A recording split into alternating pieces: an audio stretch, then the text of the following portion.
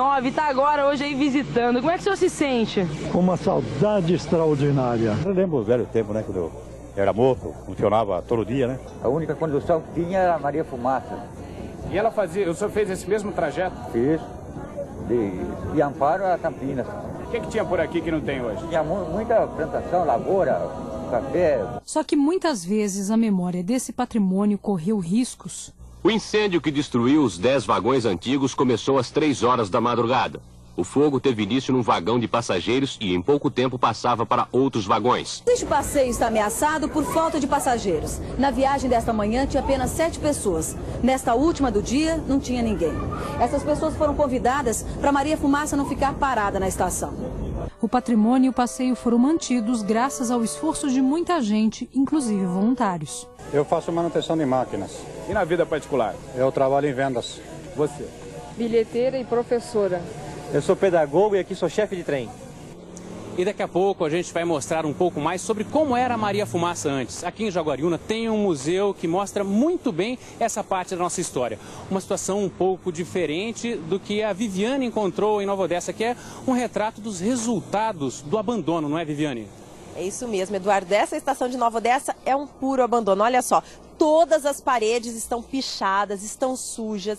E isso é aqui do lado de fora, do lado de dentro dessas salas também. E como a estação está abandonada, é fácil. As pessoas entram aqui e até colocaram fogo. Dá pra gente ver na parede, aqui nos canos. A estação pegou fogo, as portas estão todas quebradas, sem vidro. E a situação é a mesma em todas as salas da estação. Essa aqui, por exemplo, funcionava a bilheteria da estação. Está do mesmo jeito, abandonada, tudo aberto. As pessoas podem entrar aqui à vontade. Essa outra sala, ela a sala de espera, onde os passageiros esperavam os trens que nem passam mais por aqui. Eles ficavam nessa sala que hoje, olha só o estado que está. Essa estação aqui é de 1907 e, lógico, não precisava estar nessa situação se tivesse o mínimo de investimento. Agora, essa estação deve ser recuperada pela prefeitura. Antes pertencia à rede ferroviária federal, mas em dezembro do ano passado foi transferida para a prefeitura. E, de acordo com o município, vai se transformar num centro cultural e deve ser entregue ainda nesse ano. Agora, já a ferrovia, hoje é da ALL, que é a América Latina Logística. Ela já pertenceu à rede ferroviária do governo federal, criada em 1957. Mas depois, com a privatização entre 1996 e 1998, passou pelas mãos da Ferroban e depois da ALL. Agora, por aqui só passam trens de carga. E como eles não param aqui, a situação aqui fica de abandono. Agora, Luciane, imagine quantas outras estações pelo país afora não estão na mesma situação dessa de Nova Odessa. Principalmente, né, Viviane, porque as ferrovias são pouco utilizadas hoje, principalmente estações como essa, já que nós não temos mais trem de passageiros no estado de São Paulo. Hoje, aqui em São Paulo, nós temos ainda o transporte de cargas, mas assim mesmo, vejam só, apenas 9,5% do transporte total é feito por ferrovias. Hoje, 88% de tudo que o estado de São Paulo produz acaba saindo pelas rodovias. Um pouquinho lá no passado, para vocês imaginarem, isso não cabe nem mesmo essa importância toda da ferrovia, nem nos livros de escola, nos livros de história. Imagina o que era para um produtor de café quando ele produzia tudo aquilo e tinha que mandar lá para o Porto de Santos no lombo de um burro. Isso demorava mais ou menos uns 4 meses para chegar. Não há progresso que resista a isso. Por isso mesmo, os cafeicultores daquela época, os produtores de café, eles se uniram e muitos deles bancaram do próprio bolso a construção da ferrovia. A Companhia Paulista, por exemplo, ela foi a primeira empresa privada de capital nacional aqui no Brasil. Existia já, mas era de capital estrangeiro, e ela ligava Campinas a Jundiaí. Logo depois veio a Mogiana, que já ia até Mojimirim, depois foi até Araguari, em Minas Gerais. Nós estamos falando aí do final do século XIX. Eu estou aqui com o professor Henrique, que não é professor. Boa tarde. Boa tarde. Então vamos lembrar um pouquinho. Naquela época que nós estamos falando, no início ainda da ferrovia, nós já tínhamos uma junção de transporte de carga e transporte de passageiro? Como é que era? Já havia. Quando a ferrovia chegou, ela não tinha uma distinção entre ser carga ou passageiros. Então você tinha os dois conjuntos unidos. Então vinha o trem de carga, era uma coisa, o trem de passageiros outra, e havia os dois, o trem de carga e passageiro junto. Agora, que há uma distinção tipo separada, igual hoje, que só tem trem de carga, tal, não, isso não havia. Isso não existia. Não, você tinha os horários, horário de trem de passageiro, horário de trem de carga e horário do trem misto, que misturava os dois. Professor, a gente já volta a conversar com o senhor. Aliás, tem um dado para acrescentar também. Nessa época, que eu dizia há pouco, 1872, depois, esse trecho Campinas-Jundiaí demorava mais ou menos 4 horas para fazer.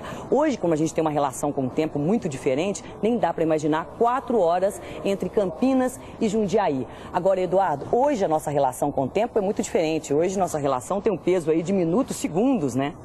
Luciane, até é injusto a gente fazer essa comparação, né? Mas se a gente pensar naquela época, imagine, como a gente falou há pouco, as pessoas faziam transporte de cargas, por exemplo, em lombo de burro. Imagine o desgaste que era uma viagem dessa. De repente, a pessoa poderia, com muito conforto, fazer a viagem em 4 horas, como a gente disse aí, entre Jundiaí e Campinas. Era muito melhor. As pessoas, inclusive, como o pessoal mostra ali atrás, eles representam sempre para os visitantes que vêm aqui, as pessoas se vestiam muito bem para chegar até uma estação de trem. E aqui nesse museu, onde a gente está em Jaguariúna, tem a história toda envolvendo a linha férrea aqui na cidade. Por exemplo, aqui, ó, a gente tem os aparelhos de telégrafo. Isso aqui, ó, através dos sinais, né, código Morse, o pessoal se comunicava com as outras estações de trem. Daqui falavam com Ribeirão Preto, falavam com São Paulo. Aqui também, ó, por exemplo, a gente tem uma balança, ela suporta 500 quilos, né? E era o motivo da estação de ferro nessas linhas, né? Que era você levar a carga, você levar o café que era plantado aqui, daqui ia embora.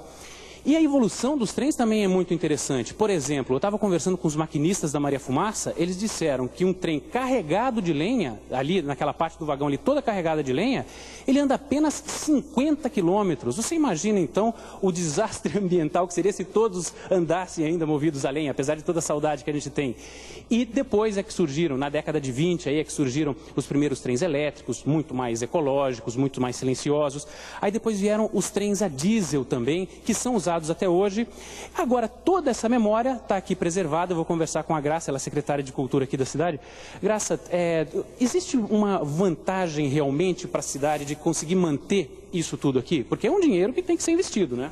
Sim, a história da cidade está ligada diretamente à linha férrea e à máquina a vapor, que foi chamada carinhosamente de Maria Fumaça pelos portugueses.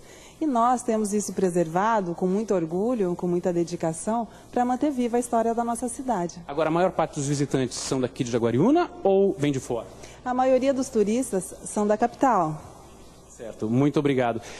Agora eu gostaria de fazer uma pergunta para o historiador que está com a Luciane, é o Henrique Annunziata. Depois de tudo o que a gente vê aqui, dá para a gente ter uma noção muito forte de que a ferrovia era motivo de muito trabalho e de emprego também, não é?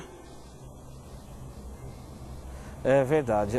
O pessoal vivia praticamente da estrada de ferro. Campinas, como é um centro ferroviário, ele acabou sendo o maior centro ferroviário da América entre o final do 19 e início do século 20, 70% da cidade dependia da estrada de ferro para poder viver. E os demais também estavam ligados indiretamente, mas a ferrovia é direta. Henrique, muito obrigado pela sua presença com a Obrigado. gente aqui hoje. Tem ainda um outro dado interessante para acrescentar. Em 1920, em Campinas, só para vocês terem ideia da dimensão que era, a importância que era a ferrovia na nossa vida, 70% da mão de obra de Campinas tinha alguma relação com a ferrovia. Agora, vocês imaginam que nós estamos falando de um período em que tudo girava mesmo ao redor disso. E a importância não era só do trem que saía daqui levando, por exemplo, café, não. Mas o que ele trazia também de desenvolvimento. Toda a tecnologia que ele trouxe para construir o nosso desenvolvimento. E, Viviane, onde esse desenvolvimento todo foi parar, hein?